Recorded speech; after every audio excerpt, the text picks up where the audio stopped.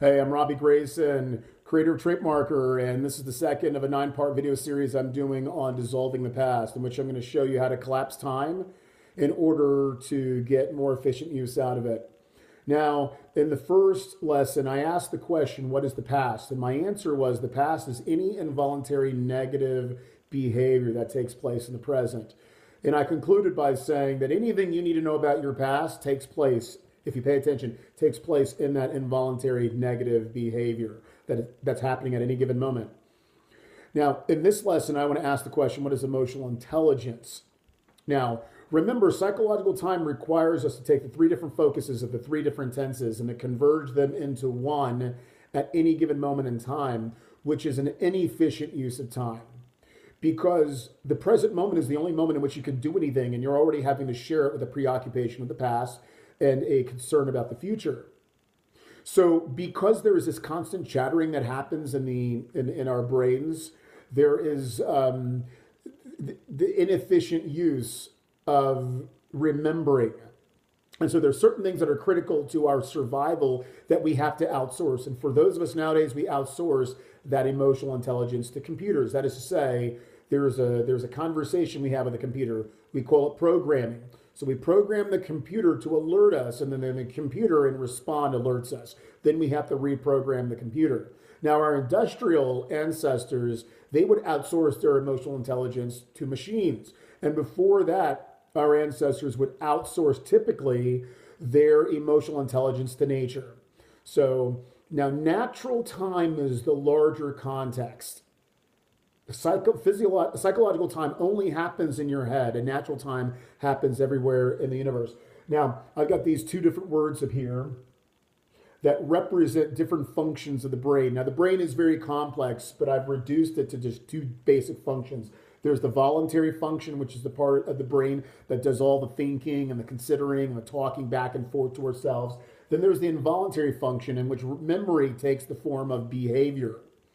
Now, any sort of data or information that comes into the voluntary portion of our brain where we're thinking about it, it has to come through this portal. But in order for it to be able to get or be converted into involuntary behavior, the involuntary behavior has to somehow recognize information up here that it finds useful to its survival.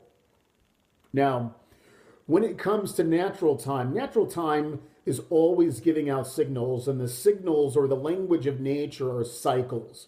So if you could figure out what the beginning of a cycle is, you could figure out what the ending of a cycle is, and then you can chart the time in between those two. And so when you raise your emotional intelligence, you are increasing your ability to be able to read the signs and signals that nature is giving to you. And so let me ask you this question. Because nature is always giving these signals, which part of the brain do you think is more likely to pick up on the signal than the other? And if you say the involuntary part of the brain, you are absolutely correct. It's because the involuntary part of the brain does not require the voluntary part of the brain in order to pick up on signals. Okay, so when nature sends signals to the involuntary portion, remember, the way that the involuntary portion remembers is through behavior. So the natural signs and signals are inadvertently going to affect our behavior. So for example, if you haven't increased your emotional intelligence and nature is sending out these signs that you cannot read, it's going to take the form of agitation in your behavior. Okay, it's going to take the form of feeling that there's a premonition, that something bad is going to happen, or it will take any other forms of superstition. Now, the way to address this situation, as I said, is to increase the emotional intelligence. And let me give you an example or proof of how this is so. Do you know that when you are sick or when you are in trouble, your brain doesn't realize it first? It's your blood pressure that realizes it. So again, that's a form of behavior.